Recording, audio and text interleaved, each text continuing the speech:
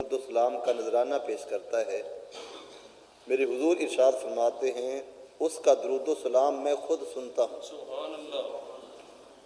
اور آقا کریم علیہ السلام نے یہ بھی ارشاد فرمایا وَأَعْرِفُهُمْ، اپنے امتی کا پڑھا ہوا درود و سلام نہ میں سنتا ہوں بلکہ میں اپنے اس امتی کو پہچانتا بھی ہوں۔ سبحان اللہ۔ تو محبت کے ساتھ آقا کریم علیہ السلام کی بارگاہ عالیہ میں درود و سلام کا نذرانہ الصلاۃ والسلام علیک یا سیدی یا رسول اللہ، الصلاۃ والسلام علیک یا سیدی یا حبیب اللہ، وعلی آلک واصحابک یا سیدی یا محبوب رب العالمین۔ حمد و صلات کے بعد معزز محترم حاضرین و سامعین کرام، السلام علیکم ورحمۃ اللہ وبرکاتہ۔ اللہ کی توفیق سے مجھے اور آپ کو درس قرآن کی بابرکت نشست میں حاضری کی سعادت نصیب ہو رہی ہے۔ اللہ رب العزت حق بیانی کی توفیق عطا فرمائے، حق اور سچ سن سنا کے مجھے اور آپ کو عمل کی راہوں کا مسافر بنائے۔ آج جس موضوع پہ گفتگو کرنے کا ارادہ ہے وہ موضوع ہے حقوق مصطفیٰ۔ ہمارے اوپر بہت سارے لوگوں کے حقوق عائد ہوتے ہیں، توجہ فرمائیں۔ جیسا کہ ماں باپ کے حقوق اولاد پہ، اولاد کے حقوق ماں باپ کے اوپر، رشتہ داروں کے حقوق رشتہ داروں کے اوپر، پڑوسیوں کے حقوق پڑوسیوں پہ، استاد کے حقوق شاگرد پہ، شاگرد کے استاد پہ، کچھ حقوق اللہ کے ہم بندوں پہ اور کچھ حقوق میرے اور آپ کے کریم آقا پیارے محمد مصطفیٰ صلی اللہ علیہ وآلہ وسلم کے ہم غلاموں پہ۔ تو وہ کون سے حقوق ہیں جو آقا کریم علیہ السلام کے ہم نے ادا کرنے ہیں؟ ویسے ہر بندہ یہ خواہش رکھتا ہے کہ مجھے میرا حق ملے، لیکن کبھی ہم نے اس طرف توجہ نہیں کی کہ جو ہم پہ فرائض ہیں وہ فرض بھی ہم پورے کر رہے ہیں کہ نہیں۔ دنیا کے اندر جھگڑے اسی بات کے ہیں، بیٹا کہتا ہے کہ میرا باپ میرا حق نہیں دے رہا، باپ یہ کہتا ہے کہ میری اولاد کا، میرے کچھ حق اولاد پہ ہیں، میری اولاد وہ حق ادا کرے۔ تو ہر بندہ اپنے حق کا تو مطالبہ کرتا ہے، لیکن جو اس کے اوپر فرائض عائد ہوتے ہیں اس کا خیال نہیں کرتا۔ آقا کریم علیہ السلام کے ہمارے اوپر بہت سارے حق ہیں۔ ہم یہ تو خواہش رکھتے ہیں کہ قیامت کا دن ہو، آقا کریم علیہ السلام کی ہمیں شفاعت نصیب ہو۔ میرا اور آپ کا یہ بھی میرے اور آپ کی تمنا اور آرزو ہے کہ جس وقت ہم قبر میں جائیں تو قبر کے اندر آقا کریم علیہ السلام کا ہمیں دیدار نصیب ہو۔ تو اگر ہم چاہتے ہیں کہ جس وقت وقت آخرت آئے اور جلوہ رسول ہمیں نصیب ہو، جس وقت ہم اپنی قبر میں اتریں تو آقا کریم علیہ السلام کی تشریف آوری ہو جائے، جس وقت ہم محشر کے میدان میں جائیں تو اس وقت بھی آقا کریم علیہ السلام کے جھنڈے تلے ہمیں جگہ ملے، یہ میری اور آپ سب کی آرزو ہے۔ اگر ہم سب یہ آرزو رکھتے ہیں تو پھر آقا کریم علیہ السلام کے جو حقوق ہم پہ عائد ہوتے ہیں وہ حقوق ہم ادا کریں، پھر انشاءاللہ جس وقت روح نکلے گی تو اس وقت بھی آقا کریم علیہ السلام کے جمال جہاں آرا کی زیارت نصیب ہوگی۔ جس وقت ہم آغوش قبر میں جائیں گے تو اس وقت بھی آقا کریم علیہ السلام کی تشریف آوری ہوگی۔ جس وقت ہم میدان محشر میں، جس وقت نفسی نفسی ہر کوئی پکار رہا ہوگا تو اس وقت بھی آقا کریم علیہ السلام کے قرب میں ہمیں جگہ نصیب ہوگی۔ ضرورت اس امر کی ہے کہ جو حقوق حضور کے ہم پہ عائد ہوتے ہیں ہم وہ حقوق ادا کریں، اور وہ کرنے ہم نے ہیں۔ تو وہ کون سے حقوق ہیں؟ میں اختصار کے ساتھ کچھ حقوق آپ کی خدمت میں پیش کرنے کی سعادت حاصل کروں گا، اس نیت اور اس ارادے کے ساتھ کہ ہم اپنے کریم آقا صلی اللہ علیہ وآلہ وسلم کے حقوق ادا کریں گے۔ چونکہ یہ ہماری نشست تربیتی نشست ہے، یہ پروگرام تربیتی پروگرام ہے، تو اس میں کچھ نہ کچھ تربیت ہی کرنے کی میں کوشش کروں گا۔ تو آقا کریم علیہ الصلوۃ والسلام کا پہلا حق ہم غلاموں پہ یہ ہے، بلکہ سارے انسانوں پہ یہ ہے کہ آقا کریم علیہ الصلوۃ والسلام پہ ایمان لایا جائے، حضور کی نبوت و رسالت پر ایمان، آقا کریم علیہ السلام اللہ کی طرف سے جو کچھ لے کے آئے ہمارا اس پہ ایمان ہو، اور ہمارا اس بات پر بھی ایمان ہو کہ جس طرح آقا کریم علیہ السلام اللہ کے سچے نبی ہیں، اللہ کے سچے رسول ہیں، اسی طرح امام الانبیاء آخری نبی بھی ہیں، ہمارا اس بات پہ ایمان ہونا چاہیے۔ اور یہ اتنی بڑی دولت ہے، اتنی بڑی دولت ہے کہ اس انعام پہ ہم جتنا بھی اللہ رب العزت کا شکر ادا کریں وہ کم ہے۔ بری نازم کے ہستم امت تو گناہ گارم ولیکن خوش نصیبم، اگر میں حضور کا امتی ہوں تو میں اس بات پہ ناز کر سکتا ہوں کہ میں حضور کا امتی ہوں، ہاں اس بات کا اعتراف ضرور ہے کہ میں گناہ گار تو ہوں، لیکن میں خوش نصیب ہوں کہ آمنہ کے لال کا امتی ہوں۔ نہ طاعت پر، نہ تقوی پر، نہ زہد و اتقاء پر ہے ہمارا ناز، جو کچھ ہے محمد مصطفیٰ پر۔ تو آقا کریم علیہ الصلوۃ والسلام پہ ہمارا ایمان یہ سب سے بڑا میرے حضور کا ہم پہ حق ہے۔ دیکھیے آقا کریم علیہ الصلوۃ والسلام کے صحابہ نے اس حق کو کیسے پورا کیا۔ آقا کریم علیہ السلام کے صحابی کا نام ہے حضرت حبیب بن زید انصاری رضی اللہ تعالی عنہ۔ یہ جس ماں کے لخت جگر ہیں اس ماں کا نام ہے حضرت ام عمارہ، اور حضرت ام عمارہ رضی اللہ تعالی عنہ آقا کریم علیہ السلام کی وہ صحابیہ ہیں کہ جو میدان احد میں آقا کریم علیہ السلام کا دفاع کر رہی ہیں، اور آقا کریم علیہ السلام نے فرمایا کہ میں جس طرف دیکھتا ہوں مجھے ام عمارہ ہی نظر آتی ہے کہ وہ میرا دفاع کر رہی ہے۔ اس ام عمارہ کو اللہ رب العزت نے ایک بیٹا عطا فرمایا جس کا نام ہے حبیب بن زید انصاری رضی اللہ تعالی عنہ۔ آقا کریم علیہ الصلوۃ والسلام کو مسیلمہ کذاب نے ایک خط لکھا تھا، توجہ چاہوں گا۔ مسیلمہ کذاب نے حضور کو خط لکھا، کہا کہ آپ بھی نبی ہو، اور کہا میں بھی نبی ہوں، تو آپ کچھ علاقہ مجھے دے دیں، کچھ علاقہ آپ لے لیں، یا پھر ایسے کر لیں کہ آپ اپنے وصال مبارک کے بعد میرے لیے یہ وصیت اور نصیحت کر دیں کہ بعد میں میری نبوت کا آپ جو ہے وہ اعلان فرما دیں۔ تو جس وقت خط حضور کے پاس پہنچا، میرے حضور نے جواباً خط لکھا، اور جو اوپر عنوان تھا وہ یہ تھا کہ یہ خط محمد رسول اللہ کی طرف سے مسیلمہ کی طرف ہے جو کذاب ہے، جو سب سے بڑا جھوٹا ہے۔ آگے پھر آقا کریم علیہ السلام نے خط لکھا۔ حضور نے فرمایا کون ہے جو خط مسیلمہ کذاب کے پاس لے کے جائے؟ حضرت حبیب بن زید انصاری رضی اللہ تعالی عنہ کھجوریں کھا رہے تھے، کانوں میں آواز پڑی کھجوریں پھینک دیں، دوڑتے ہوئے حضور کی بارگاہ میں حاضر ہوئے۔ کسی نے کہا کھجور تو کھا لو، کہا اگر میں کھجور کھاؤں گا دیر ہو جائے گی، کہیں ایسا نہ ہو کہ یہ سعادت کسی اور کو مل جائے، تو یہ سعادت میں حاصل کرنا چاہتا ہوں۔ حضرت حبیب بن زید انصاری رضی اللہ تعالی عنہ کو آقا کریم علیہ السلام نے خط عطا فرمایا۔ مسیلمہ کذاب کے پاس حضرت حبیب بن زید انصاری خط لے کے پہنچے۔ اس کے حواری، اس کی جھوٹی نبوت کے ماننے والے بہت زیادہ تعداد میں موجود ہیں۔ حضرت حبیب بن زید انصاری رضی اللہ تعالی عنہ نے جا کے خط دیا۔ اس نے خط کھولا تو خط پہ مسیلمہ کے ساتھ لفظ کذاب لکھا ہوا ہے۔ بڑا غصہ آیا کہ یہ کیا ہوا، میں نے تو کہا تھا کہ میری منشا کے مطابق خط کا جواب آئے گا، لیکن آقا کریم علیہ الصلوۃ والسلام نے تو مجھے کذاب کہہ دیا۔ اب وہ متوجہ ہوا حضرت حبیب بن زید انصاری کی طرف، چھوڑ اپنے نبی کو، میں تجھ سے یہ سوال کرتا ہوں ان تشہد ان محمد رسول اللہ، کیا تم اس بات کی گواہی دیتے ہو کہ محمد اللہ کے رسول ہیں؟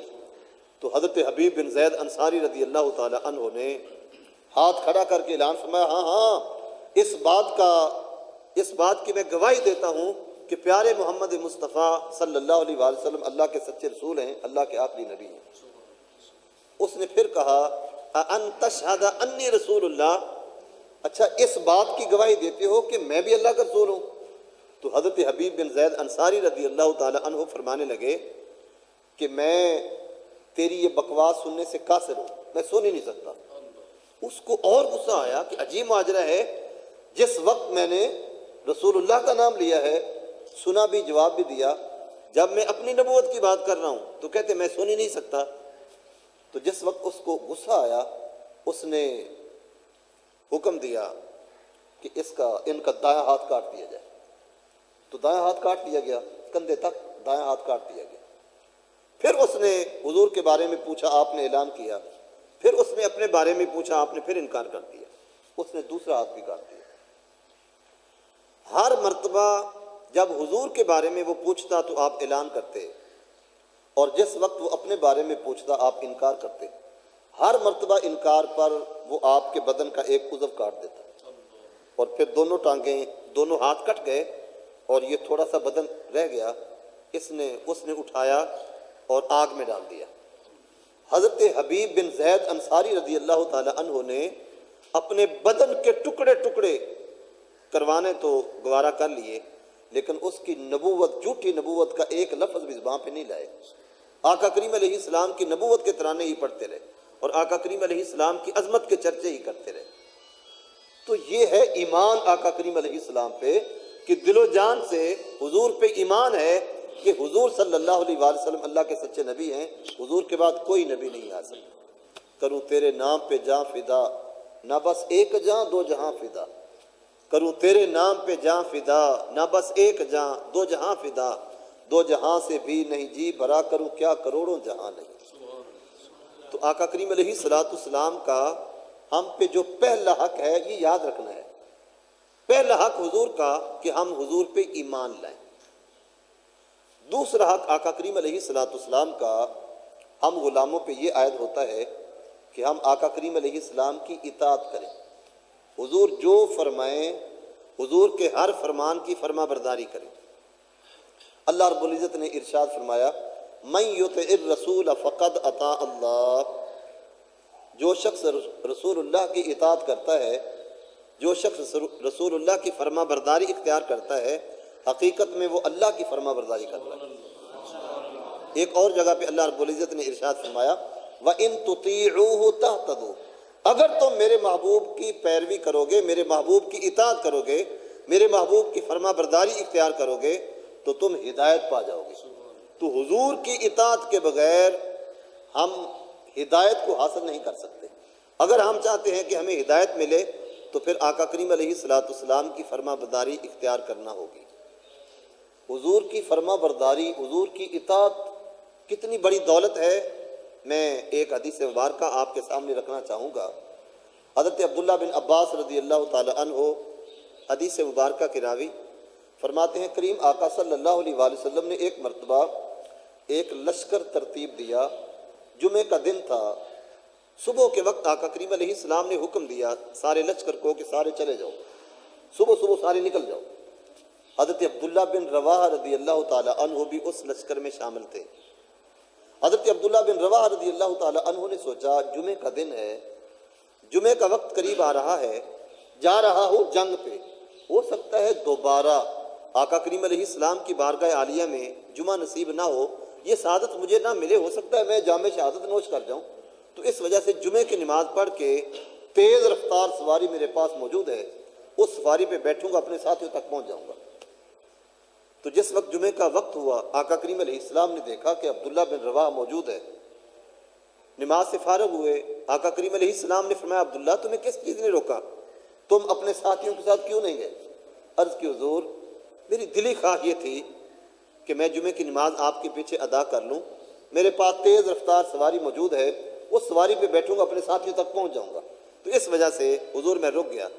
تو آقا کریم علیہ السلام کا جملہ سننا بڑی توجہ کے ساتھ اور اپنے دل کی تختی پہ لکھ لو۔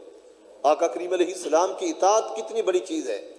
میرے حضور نے ارشاد فرمایا، عبداللہ اگر تمہیں پوری روئے زمین مل جائے اور تم پوری روئے زمین کو صدقہ کر دو، جو صبح کے وقت چلے گئے ان کی فضیلت کو کبھی بھی تم نہیں پا سکو گے۔ اچھا انہوں نے کیا کارنامہ سر انجام دیا تھا؟ انہوں نے آقا کریم علیہ السلام کا حکم مانا اور حضور نے فرمایا ابھی چلے جاؤ، تو بس وہ چلے گئے۔ انہوں نے بھی محبت کی وجہ سے تاخیر کی ہے، نافرمانی نہیں کی۔ کہ حضور میں یہ کام نہیں کرتا، صرف تھوڑی سی تاخیر کی اور وہ بھی محبت کی وجہ سے، لیکن چونکہ آقا کریم علیہ السلام کا فرمان جس وقت آ جائے تو پھر اس وقت حکم یہ ہے کہ اس فرمان کو اسی وقت پورا کیا جائے۔ یہی عبداللہ بن رواح رضی اللہ تعالی عنہ، ان کو اللہ رب العزت نے یہ بھی دولت عطا فرمائی تھی کہ ایک مرتبہ آقا کریم علیہ السلام مسجد نبوی میں تشریف فرما ہے۔ حضور نے کچھ لوگ مسجد نبوی میں کھڑے ہیں تو آقا کریم علیہ السلام نے فرمایا بیٹھ جاؤ۔ راستے میں آ رہے ہیں، مسجد میں نہیں پہنچے تو راستے میں بیٹھ گئے۔ کسی نے کہا کہ عبداللہ تمہیں کیا ہوا؟ آقا کریم علیہ السلام نے تو ان لوگوں کو کہا بیٹھ جاؤ جو مسجد کے اندر موجود ہیں، تو تم راستے میں بیٹھ گئے۔ تو فرمانے لگے کیا کرتا؟ فرمان رسول کانوں میں آ گیا کہ بیٹھ جاؤ، اب میرے لیے بیٹھنا ضروری ہے۔ یہ ہے اطاعت، یہ ہے فرما برداری۔ تو آقا کریم علیہ السلام کے صحابہ کی زندگی کا مطالعہ کرنے سے یہ چیز ہمیں ان کی زندگیوں میں بھری ہوئی نظر آتی ہے کہ آقا کریم علیہ السلام کا جب حکم آیا تو بس اسی وقت ان کے جو ہے وہ ان کی گردنیں اس حکم کے سامنے جھک گئی، بلکہ وہ تو حکم کا انتظار بھی نہیں کرتے تھے، وہ تو حضور کی منشا دیکھتے تھے کہ حضور کی منشا کیا ہے، اور حضور کی منشا کے مطابق پھر عمل کرنا۔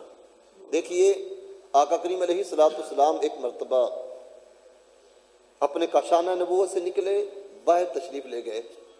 آقا کریم علیہ السلام کی نظر پڑی کہ ایک بہت اونچا قبہ نما گھر ہے۔ آقا کریم علیہ السلام نے پوچھا یہ کس کا گھر ہے؟ عرض کی کہ حضور یہ آپ کے فلاں انصاری صحابی کا گھر ہے۔ تو آقا کریم علیہ السلام کے چہرے پہ ناپسندیدگی کے آثار نمودار ہوئے۔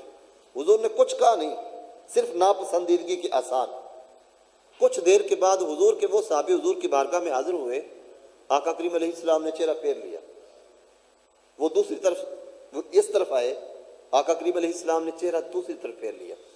نبی پاک صلی اللہ علیہ وسلم جس وقت اپنے کسی بھی صحابی سے ناراضگی کا اظہار فرماتے تھے تو اس وقت اس پر تو دنیا ہی تاریک ہو جاتی تھی۔ تو جس وقت انہوں نے محسوس کیا کہ حضور ناراض ہیں تو دوستوں سے پوچھ رہا ہے کہ مجھے بتاؤ یار حضور ناراض ہیں، مجھے پتہ نہیں چل رہا کہ حضور کیوں ناراض ہیں۔ تو کسی نے کہا کہ آقا کریم علیہ السلام کا تیرے قبہ نما گھر سے گزر ہوا تھا، حضور نے پوچھا تھا، تو آقا کریم علیہ السلام نے ناپسندیدگی کا اظہار کیا، تو ہو سکتا ہے اس وجہ سے حضور ناراض ہوں۔ تو انہوں نے حضور کی بارگاہ میں یہ عرض نہیں کی کہ حضور میں ابھی جاتا ہوں اور جا کے گرا دیتا ہوں، حضور کے پوچھے بغیر، چونکہ حضور نے پسند نہیں کیا تو اس وجہ سے گئے اور اس مکان کو گرا دیا، اور پھر گرا کر حضور کی بارگاہ میں نہیں آئے کہ حضور میں نے گرا دیا، بڑا مار کا مار دیا، بس یہ پتہ چلا کہ حضور کو پسند نہیں ہے تو اس وجہ سے گرا دیا۔ آقا کریم علیہ السلام کا پھر وہاں سے ایک مرتبہ پھر ادھر جانا ہوا تو فرمایا وہ مکان تھا وہ نظر نہیں آ رہا، ملبہ پڑا ہے۔ کہا حضور بتایا گیا تھا کہ آپ کو وہ مکان پسند نہیں آیا، تو آپ کے اس صحابی نے کہا کہ اگر حضور کو پسند نہیں آیا تو اب یہ میں اس کو گرا دیتا ہوں کیونکہ حضور کو پسند نہیں آیا۔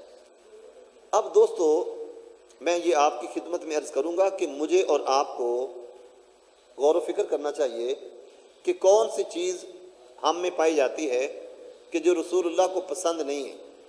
حضور کے صحابی تو جو چیز حضور کو پسند نہیں ہے اس کو دور کر دیتے ہیں، اس کو پھینک دیتے ہیں، اس کو گرا دیتے ہیں۔ تو میرے اور آپ کے لیے جو اس حدیث مبارکہ میں پیغام ہے وہ یہ ہے کہ اگر کوئی ایسی چیز ہم میں پائی جاتی ہے کہ جو رسول اللہ کو پسند نہیں ہے تو وہ چیز ہمیں اپنی زندگیوں سے دور کر دینی چاہیے۔ ہمارا رویہ اگر ایسا ہے جو حضور کو پسند نہیں ہے تو اس رویے کو اپنے سے دور کر دیں۔ ہمارا اخلاق ایسا ہے کہ جو حضور کو پسند نہیں ہے اس اخلاق کو اپنے سے دور کر دیں۔ کوئی بھی ایسا عمل، کوئی بھی ایسی بات جو رسول اللہ کو پسند نہیں ہے تو وہ ہم میں نہیں پائی جانی چاہیے۔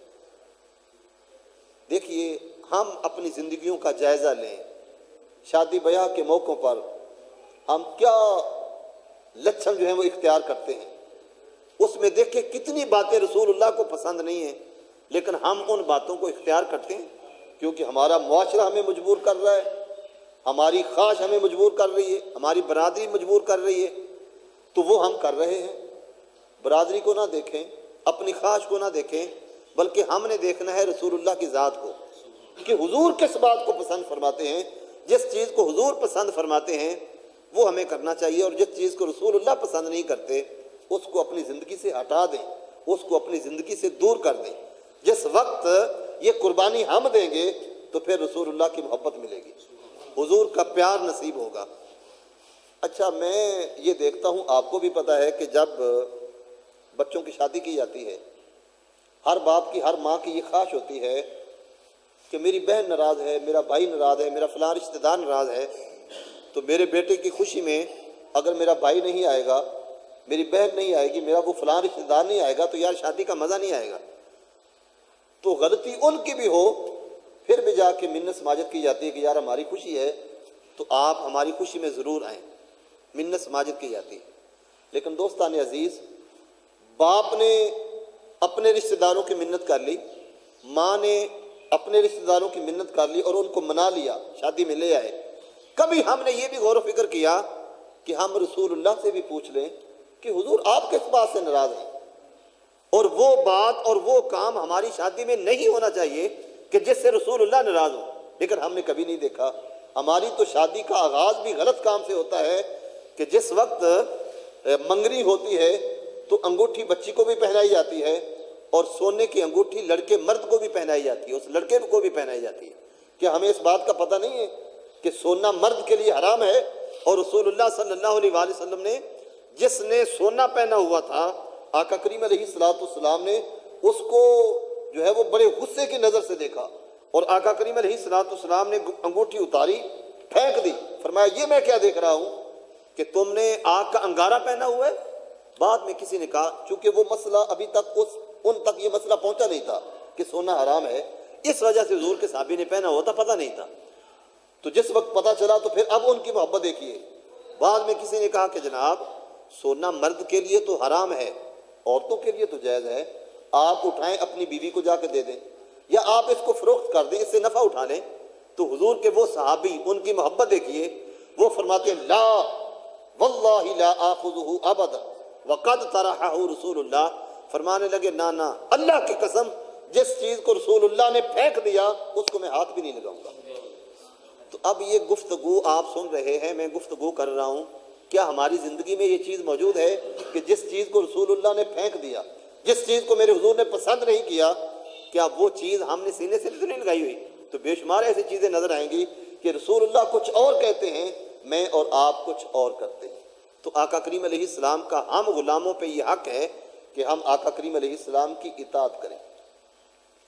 تیسرا حق میرے حضور کا ہم پر یہ بھی ہے کہ ہم آقا کریم علیہ السلام کی سنتوں کی اتباع کریں۔ اطاعت حضور کے حکم کی فرما برداری، اور اتباع نام ہے آقا کریم علیہ السلام کی اداؤں کو اپنانے کا۔ حضور نے کھانا کیسا کھایا، کس انداز میں کھایا، میں بھی کھانا اسی طرح کھاؤں۔ میرے حضور نے پانی کیسے پیا، میں بھی پانی اسی طرح پیوں۔ میرے حضور کیسے سویا کرتے تھے، میرا سونے کا انداز وہی ہونا چاہیے۔ آقا کریم علیہ السلام کا جو ہے وہ چلنے پھرنے کا انداز کیا تھا، حضور جس وقت چلا کرتے تھے تو آقا کریم علیہ السلام کی نگاہ کرم جھکی جھکی رہتی تھی۔ تو اب وہ چیز ہم میں ہے کہ جس وقت میں اور آپ سڑک پہ جا رہے ہوتے ہیں، اس وقت کیا حیا کے پردے ہماری آنکھوں پہ ہوتے ہیں؟ تو آقا کریم علیہ السلام کیسے چلتے تھے، حضور کیسے بیٹھتے تھے، حضور کا زندگی گزارنے کا انداز کیا تھے؟ تو اس کا بھی، یہ چیز بھی ہمارے لیے ضروری ہے، اور یہ آقا کریم علیہ السلام کا ہم غلاموں پہ حق ہے۔ اور اس سے انعام کیا ملتا ہے؟ چونکہ وقت کے دامن میں اتنی گنجائش نہیں کہ میں تفصیل کے ساتھ یہ بات عرض کروں۔ جس وقت بندہ آقا کریم علیہ السلام کی اداؤں کو اپناتا ہے، اس خوش بخت بندے کو کیا ملتا ہے؟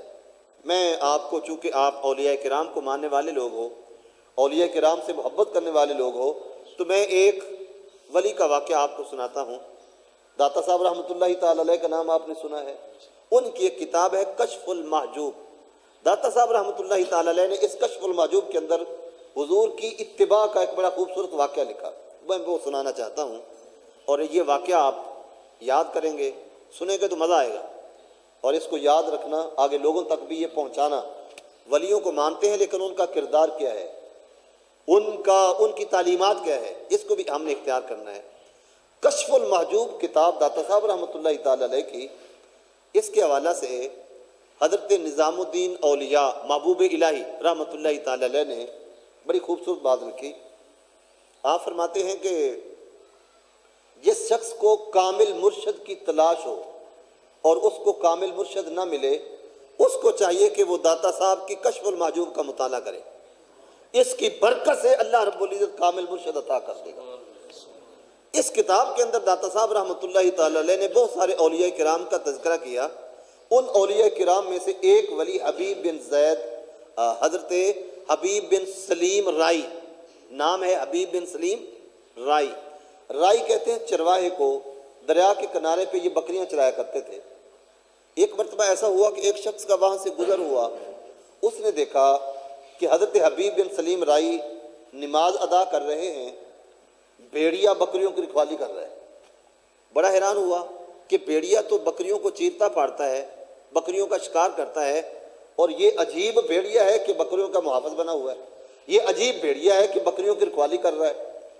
تو دل کے اندر یہ بات آئی کہ چلو میں ان کی صحبت میں کچھ لمحات گزار کے پھر آگے چلا جاتا ہوں. تو یہ نماز ادا کرے، یہ بیٹھ گئے.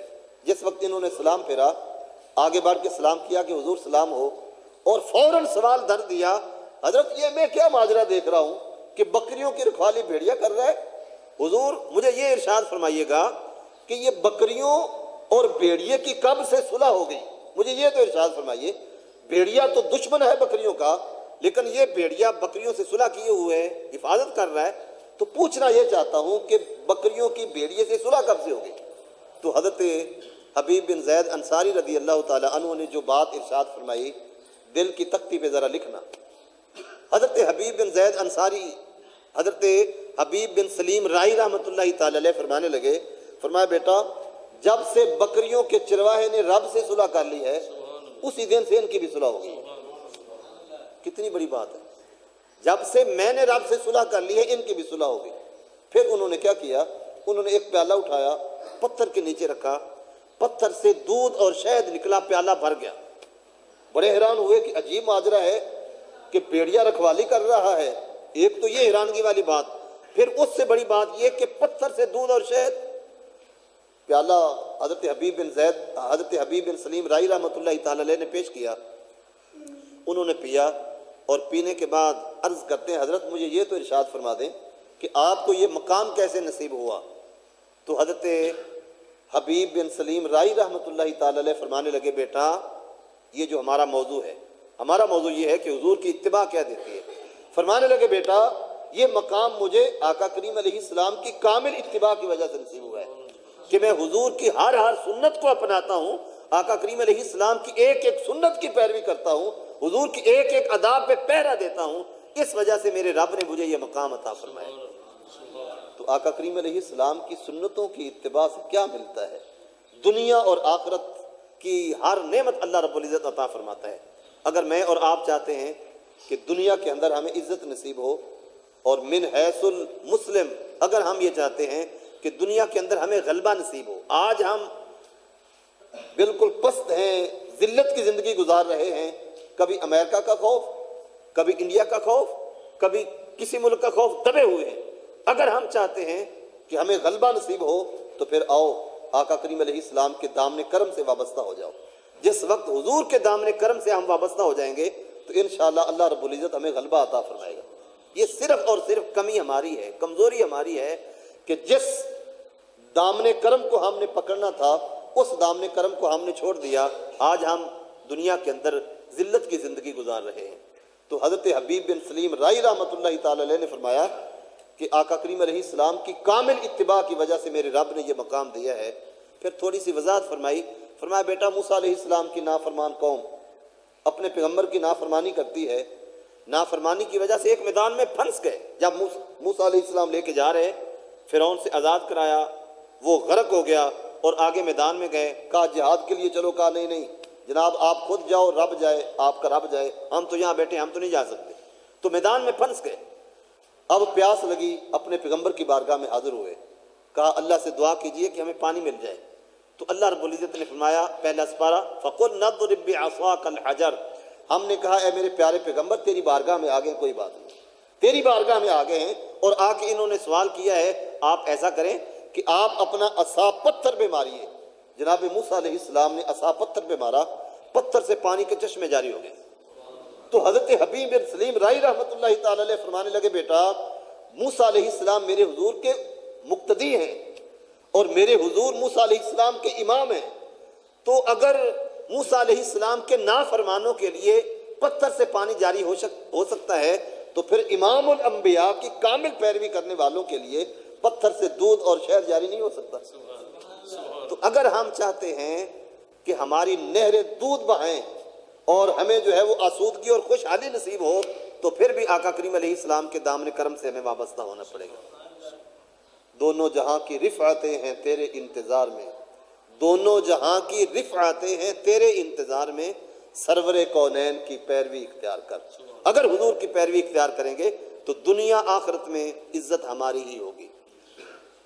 دیکھیے نبی پاک صلی اللہ علیہ وآلہ وسلم کے صحابہ بالکل آر محسوس نہیں کرتے تھے، حضور کی سنت کو اختیار کرنے میں آر محسوس نہیں کرتے تھے۔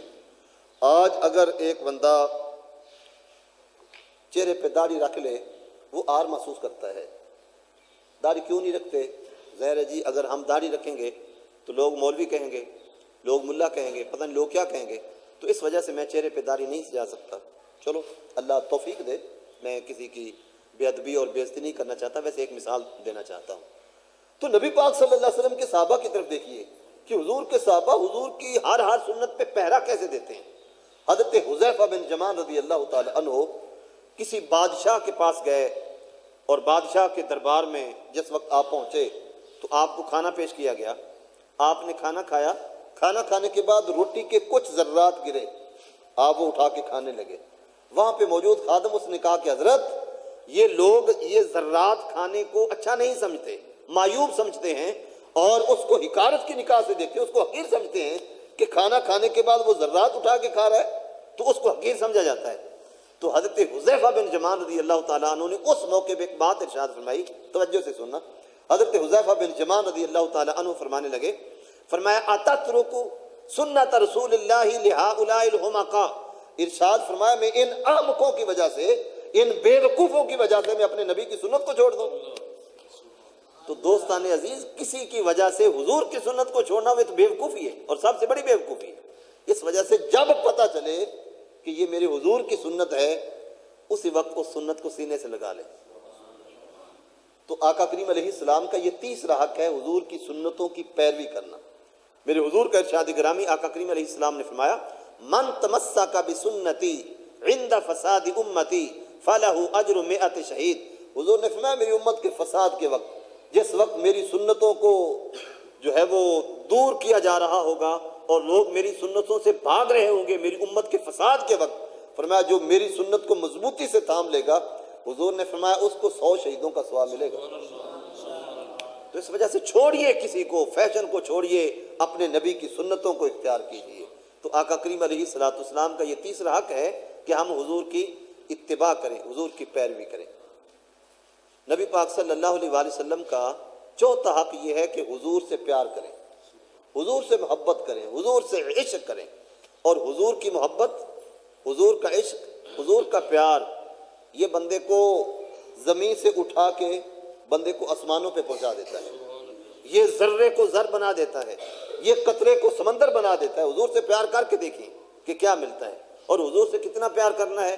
آقا کریم علیہ السلام کا ارشاد گرامی سنیے، میرے حضور نے ارشاد فرمایا لا یؤمن احدکم حتی اکون احب الیہ من نفسہ ومالہ وولدہ ووالدہ والناس اجمعین۔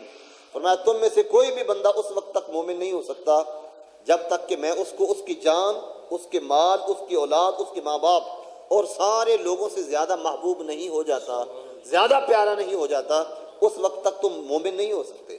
حضرت عمر فاروق رضی اللہ تعالیٰ عنہ حضور کی بارگاہ میں عرض گزار ہوئے، بندہ نواز آپ سے بڑا پیار ہے، میں آپ سے ہر چیز سے زیادہ آپ سے محبت کرتا ہوں سوائے اپنی جان کے، میری جان کے علاوہ آپ مجھے ہر چیز سے زیادہ محبوب ہو، مال سے زیادہ، اولاد سے زیادہ، ماں باپ سے، ہر انسان سے، ہر چیز سے آپ مجھے زیادہ محبوب ہو میری جان کے علاوہ۔ تو آقا کریم علیہ السلام نے فرمایا عمر اس وقت تک تم مومن نہیں ہو سکتے جب تک کہ تم مجھے اپنی جان سے بھی زیادہ محبوب نہ بنا لو۔ آقا کریم علیہ السلام نے توجہ فرمائی، ایمان کا لیول بڑھ گیا۔ عرض کی بندہ نواز اب تو آپ مجھے میری جان سے بھی زیادہ محبوب ہو۔ تو آقا کریم علیہ السلام نے اس موقع پہ ارشاد فرمایا الآن یا عمر، عمر اب تمہارا ایمان مکمل ہو گیا۔ تو دوستان عزیز، دعویٰ محبت رسول کا اور بندہ نماز کے قریب نہ آئے، دعویٰ محبت رسول کا اور آنکھوں پہ حیا کے پردے نہ ہوں، دعویٰ ہو محبت رسول کا پڑوسی مجھ سے تنگ ہو، دعویٰ ہو محبت رسول کا ماں باپ کا گستاخ، دعویٰ ہو محبت رسول کا حضور کی امت کو تنگ کرنا، پریشان کرنا، تو یہ محبت نہیں ہے، یہ جھوٹی محبت ہے۔ سچی محبت جس وقت آئے گی تو انشاءاللہ جو ہے وہ یہ محبت سکھا دے گی کہ آقا کریم علیہ السلام کی امت کے ساتھ میرا تعلق کیسا ہونا چاہیے، رب کے ساتھ میرا تعلق کیسا ہونا چاہیے۔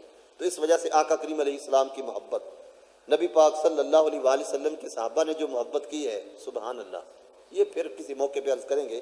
تو چوتھا حق آقا کریم علیہ السلام کا یہ ہے کہ ہم آقا کریم علیہ السلام سے پیار کریں۔ محمد کی محبت دین حق کی شرط اول ہے، محمد کی محبت دین حق کی شرط اول ہے، اگر ہو اس میں خامی تو سب کچھ نامکمل ہے۔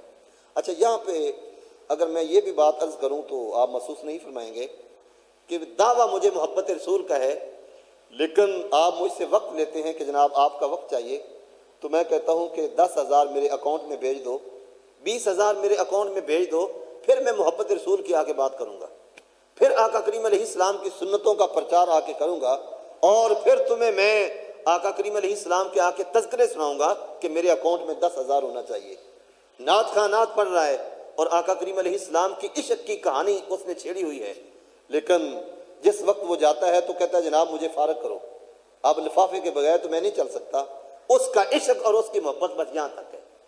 تو نبی پاک صلی اللہ علیہ وآلہ وسلم کے صحابہ نے جان بھی قربان کر دی، اپنے مال بھی دے دیے، اپنی اولاد بھی نچھاور کر دی، اور پھر بھی کہا حضور جو ہے وہ اگر کچھ اور بھی ہوتا تو پھر ہم اور بھی حاضر ہیں۔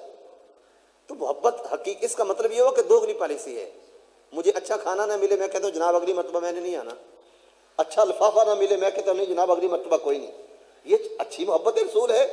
یہ تو اللہ مہربانی فرمائے عالم مبلغ اسلام پیرزادہ محمد رضا صاحب کے مصطفی دامت برکاتہم العالیہ، اللہ اس درویش کو اور اس کلندر کو اللہ رب العزت اور حضور کے عاشق کے صادق کو اللہ رب العزت ہمیشہ سلامت رکھے کہ جس نے سارا ماحول ہی چینج آگے کر دیا۔ فرمایا کہ یہ عجیب ماجرا ہے کہ تم پیٹرول کے بغیر چلتے نہیں ہو، کہ گاڑی کے اندر پیٹرول پڑتا ہے تو جناب یہ لفافہ ہوگا تو پھر ہی میں چلوں گا۔ بھئی لوگ بیچارے یہ حضور کے عاشق یہ کبھی کسی کو خالی جانے دیتے ہیں؟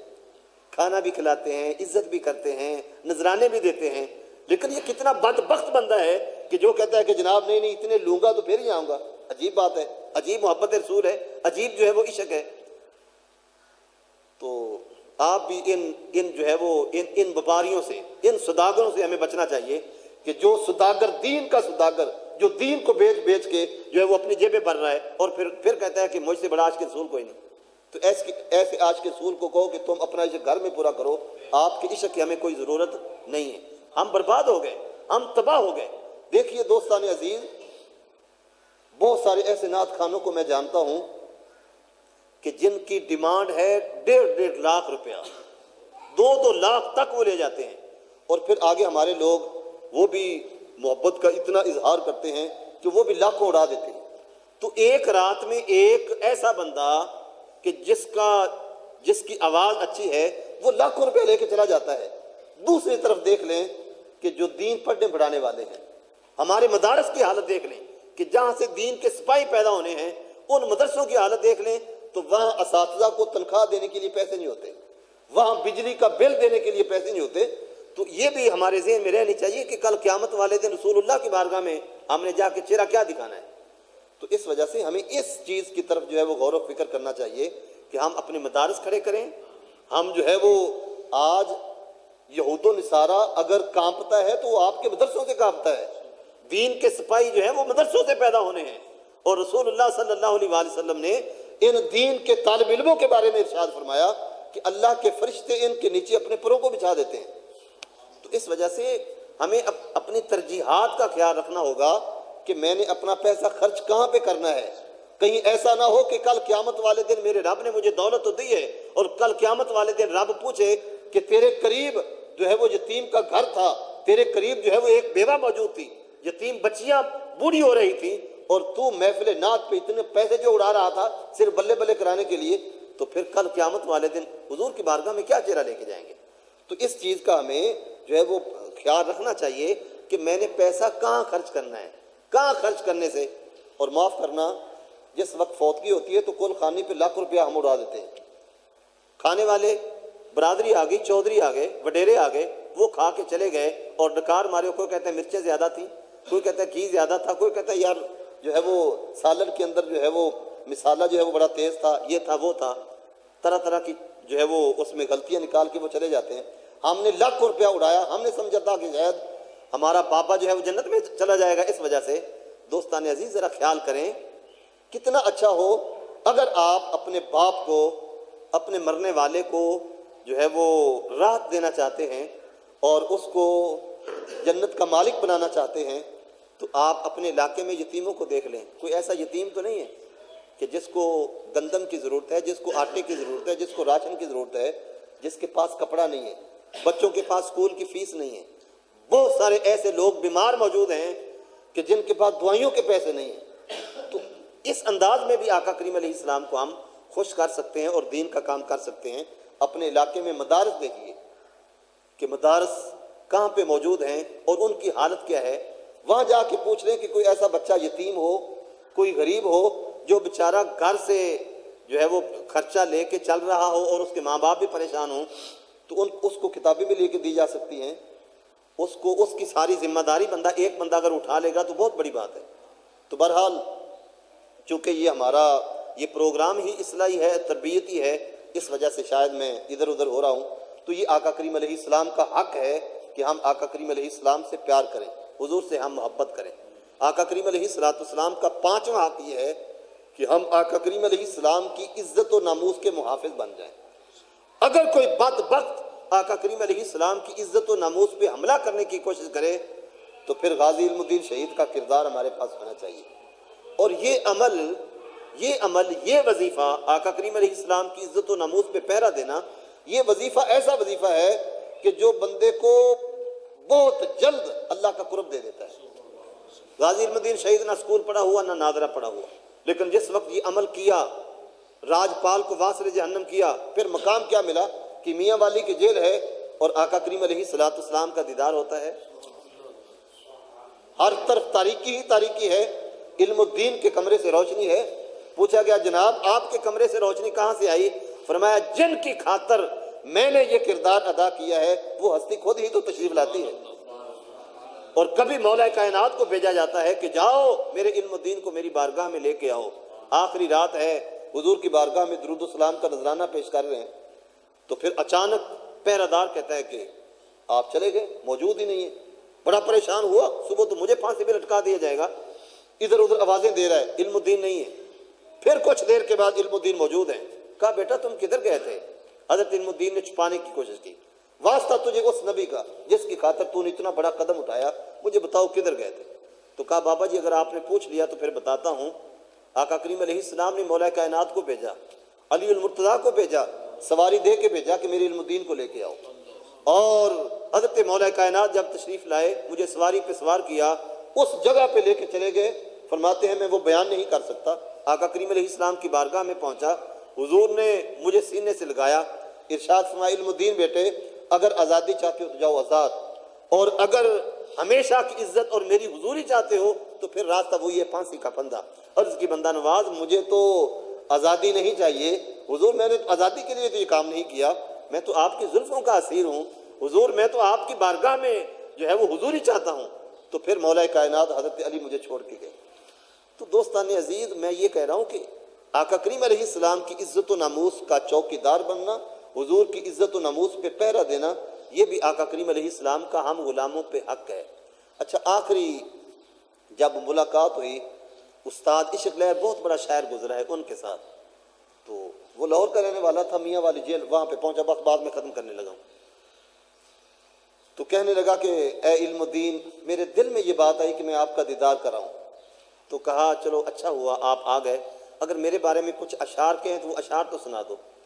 تو استاد عشق لہر چونکہ پنجابی کا شاعر تھا، انہوں نے پنجابی وہ اشعار بیان کیے۔ کہا علم الدین محمد نام تو میاں جان جوانی نو وارے آئی، علم الدین محمد دے نام اتوں میاں جان جوانی نو وارے آئی، آفرین غازی تیرے حوصلے دا کم بخت راجپال نو مارے آئی، جڑا چکیا بوجھ محبتاں دا چڑھ کے دار تے سروں اتارے آئی، بیڑا ڈوب کے نبی دے دشمناں دا علم الدین تو کل نو اتارے آئی۔ اچھا، جس وقت وہ اشعار سنا رہے تھے میں یہ بات عرض کر رہا ہوں کہ علم الدین تو پڑھا ہوا نہیں ہے، علم الدین کے لب پہ کچھ اشعار آ رہے ہیں۔ کہا استاد میں شاعر تو نہیں ہوں، بس حضور کا ایک عام سا جو ہے وہ غلام ہوں، لیکن کچھ اشعار مجھے میری زبان پہ آ رہے ہیں۔ تو کہا حضرت سنائیے، میں تو آپ کی سننے آیا ہوں۔ تو حضرت علم الدین کی اپنے اشعار، ذرا توجہ فرمانا، حضرت علم الدین نے اپنے شعر کہے، فرمانے لگے دن ہفتے دا میں قربان جاواں۔ جب راجپال کو واصل جہنم کیا تھا ہفتے کا دن کا، ہفتے کا دن تھا اور 1929 کی بات ہے، 1929 ہفتے کا دن 6 اپریل واصل جہنم کر دیا جا کے۔ تو فرمانے لگے دن ہفتے دا میں قربان جاواں، اللہ بخش سی اے مراد مینوں، قسم رب دی بندہ نہ نول کوئی، مدد دتی سی اللہ ذوالجلال مینوں، کھنجر ماریا سی حکم رب دے نال، اے ہو دل دے وچ مراد مینوں، علم الدین میاں ڈرنا موت کی نہیں، جھنڈے نبی دے نال پیار میں۔ تو میں یہ عرض کر رہا ہوں کہ آقا کریم علیہ السلام کی عزت و ناموس کی حفاظت یہ ایک ایسا وظیفہ ہے، یہ ایسا عمل ہے کہ جو اللہ کے قرب کا شارٹ کٹ راستہ ہے، کہ علم الدین کچھ پڑھا ہوا نہیں، نہ ناظرہ پڑھا ہوا ہے، نہ کوئی اسکول میں پڑھا ہوا ہے، لیکن اللہ رب العزت نے علم الدین کو ایسا عالم بنایا کہ علماء ان کی بارگاہ میں جب حاضر ہوتے تھے تو حیران ہوتے تھے کہ لوگ کہتے ہیں کہ علم الدین پڑھا ہوا نہیں ہے، علم الدین تو ایسی باتیں کرتا ہے کہ جو ہمیں بھی نہیں آتی۔ تو اللہ رب العزت نے ان کو وہاں تک جو ہے وہ پہنچا دیا۔ تو حضور کا یہ بھی ایک حق ہے کہ آقا کریم علیہ السلام کی عزت و ناموس کی چوکی داری کی جائے۔ میں اپنی بات کو ختم کرنے لگا ہوں۔ دوستان عزیز، نوجوانوں، خاص کر نوجوانوں، ایسے ہی تم جو ہے وہ حسن کے پیچھے بھاگے جا رہے ہو۔ اگر حسن کے پیچھے بھاگنا ہے تو پھر اس حسن کے پیچھے بھاگو کہ جو جس حسن سے سب کو حسن کی خیرات ملی ہے، اور وہ پیارے محمد مصطفیٰ صلی اللہ علیہ وآلہ وسلم کا حسن ہے۔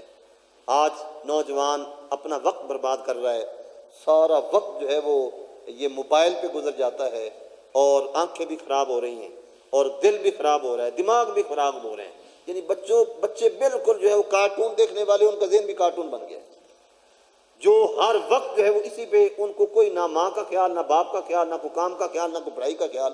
یعنی اس نے ہمیں تباہ و برباد کر دیا ہے، نہ مسجد کا خیال، نہ نماز کا خیال۔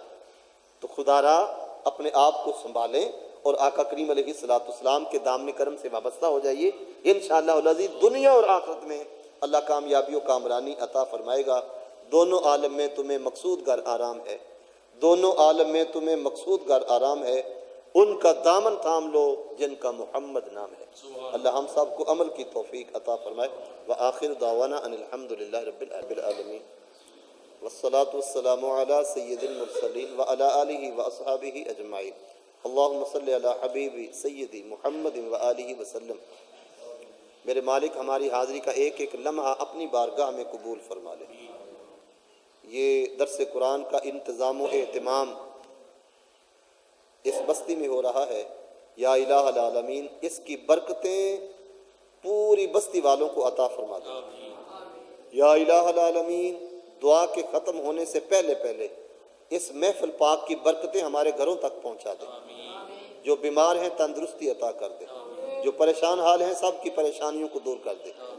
یا الہ العالمین جو تجھ سے دور ہیں، تیرے محبوب سے دور ہیں، میرے مالک ان کو اپنا قرب، اپنے محبوب صلی اللہ علیہ وآلہ وسلم کا قرب عطا کر دے۔ یا الہ العالمین ہماری دعائیں قبول فرما لے۔ دعا کے ختم ہونے کے بعد ایک اعلان بھی توجہ کے ساتھ سماعت فرمانا ہے آپ نے، میں بھول گیا ہوں اعلان کرنا۔ اللہ رب العزت ہماری حاضری قبول فرما لے۔ جو آئے جہاں سے آئے میرے مالک ایک ایک قدم پر ہزاروں نیکیاں عطا کر دے، ایک ایک قدم پر ہزاروں درجات کو بلند کر دے، ایک ایک قدم پر ہزاروں گناہوں کو مٹا دے، بے پناہ برکتیں عطا فرمانا۔ یا الہ العالمین جو دلوں کے اندر نیک پاک ارادے ہیں سب کے نیک ارادوں کو پورا کر دے۔ صلی اللہ تعالی علی رسول خیر خلقہ محمد وعلی آلہ واصحابہ اجمعین۔ اعلان یہ ہے میرے بھائی